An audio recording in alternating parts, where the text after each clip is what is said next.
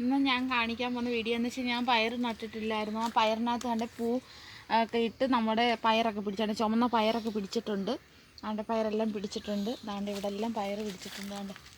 കണ്ട് ഇതിനകത്ത് പിടിച്ചിട്ടുണ്ട്. കണ്ട് ഇതിൽ പിടിച്ച് വരുന്നുണ്ട്. പിന്നെ നമ്മുടെ കണ്ട് ഇതിനകത്ത് പിടിച്ചിട്ടുണ്ട്. ഇവിടെയും പിടിച്ചൊക്കെ വരുന്നുണ്ട്.